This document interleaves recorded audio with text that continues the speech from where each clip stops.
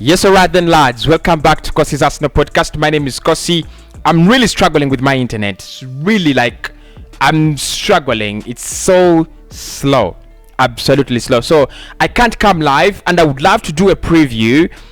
Definitely, if I can't do the preview today, then we shall do it tomorrow in the morning before the game. Of course, I would love to have a match build up, so definitely, we will have two of them tomorrow in the morning hours. So sorry for spamming you. I really never meant it. Anyway, let's go into the predicted lineups. What I think Mikel Arteta will go for, and what I think we should go for, and what I think you think we should go for. What is the predicted lineup we should be using against Manchester City? We are away from home against a side that is on fire. They thumped Norwich 5-0, and the reason as to why Norwich were thumped 5-0 is they literally didn't play a very high line, but they played so closely.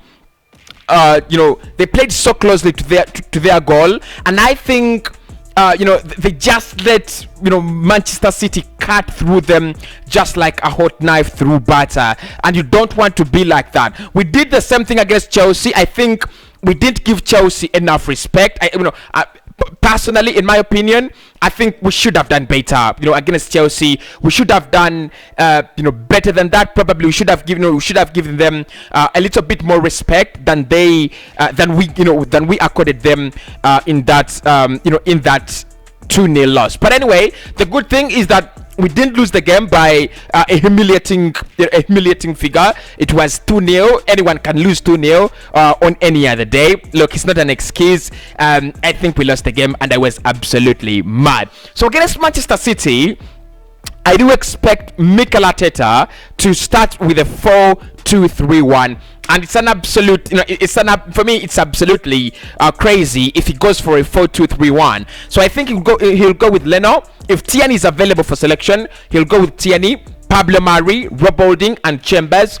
A midfield pivot of two with Xhaka and Albert Sambi-Lokonga, Saka, Odegaard, Pepe, and Aubameyang. Obviously, if you look at that lineup, it is very close to the lineup that started in midweek against West Bromwich Albion, and we got a very emphatic win. So what I think he's gonna do, I pray he doesn't play Kolasinac, because he would love to do a copy, a cut and copy. Obviously, it would be ridiculous if he goes for a cut and copy. But what I think he will want to do in that game is he will want to keep the same team. He'll want to keep the same players together because they got the win, and they got the chemistry in that game. He would love to build the chemistry, so he would love to keep them together. Now, I disagree with that.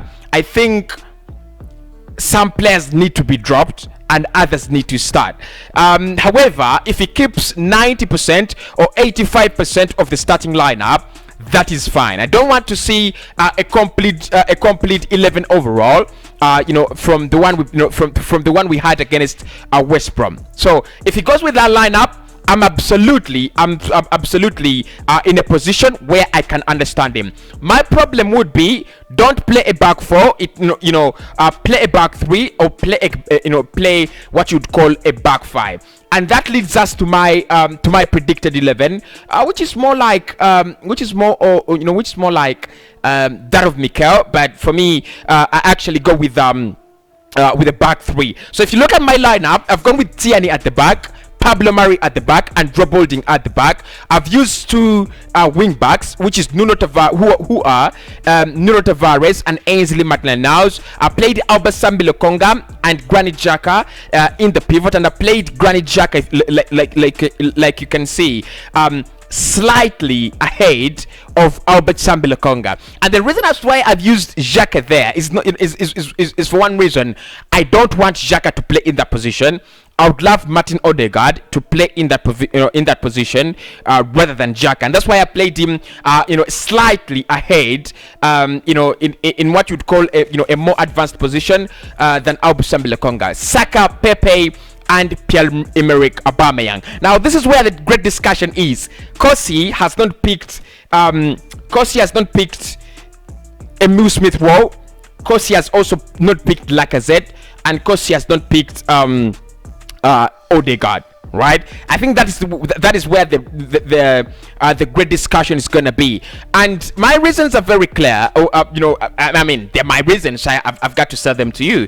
It's more like business, marketing and things like that. The reason as to why I've decided to leave out ESR and Martin Odegaard is because I feel against Manchester City they are absolutely useless. I don't know whether the language is the one, is the right one I should be using, but I think they are useless. Like, I don't think we need them. I don't think we desperately need them in the side. Like Mikel said in his press conference, we're gonna be playing a game where we spend many minutes running without the ball. Now, does Emile Smith-Rowe and Martin Odegaard do they help us so much without the ball? I don't think. I really don't think.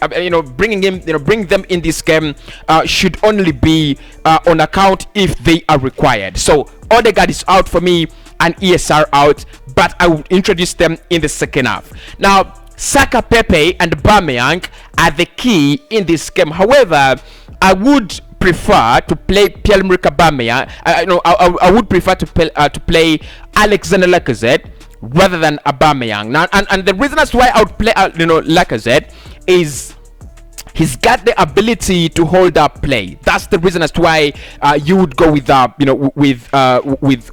Alexander Lacazette. Obviously, the reason we go with Aubameyang is clear. He's captain.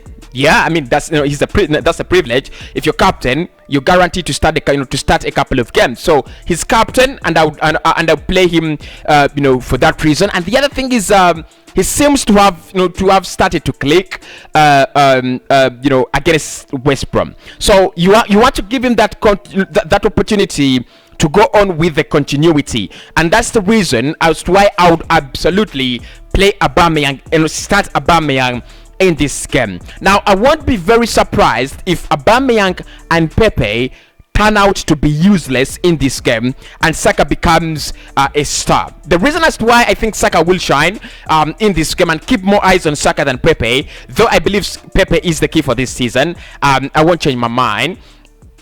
The reason as why I think Saka will shine is Saka runs faster than Nicola Pepe, and Saka is also good with the ball. He can use the ball well at a very fast speed on his feet. That is not the same thing with Nicola Pepe. Pepe, he needs to get the ball, relax, let his masters relax, and then think about what to do. And that's why if you give him the time, he's absolutely going to destroy you. Absolutely, he's gonna destroy you. But if you do not give him the time, if you're always on Pepe's case, he's never gonna deliver, because he needs that time, he needs that space, he needs that freedom to act. With Saka, he can act in very tight spaces, and he can also act in act well in chance of space. So Saka is the key in this one. Pierre-Emerick Aubameyang, I would start him like I said, but if Lacazette starts, I'm not mad. Pepe, I would play him, but if he fails, then I'll introduce Emile Smith-Rowe, definitely. I think players like Gabriel Martinelli should come from the bench as well, and Elneny could also have a role to play. But I think we should be playing a back three with two fullbacks in the midfield, and that should contribute to a back five. And I also think we should give Manchester City the respect they deserve. Don't play a high line. Don't give them a lot of time on the ball. Try to check, to check upon them whenever they try to concentrate. That is my predicted 11, and that is, of course, alongside Mikel Arteta's predicted 11. Let me know what you think about, the two lineups. Which one would you go for? The one with Mikel Arteta or the one for Cossy? And I'll speak to you right in the next one.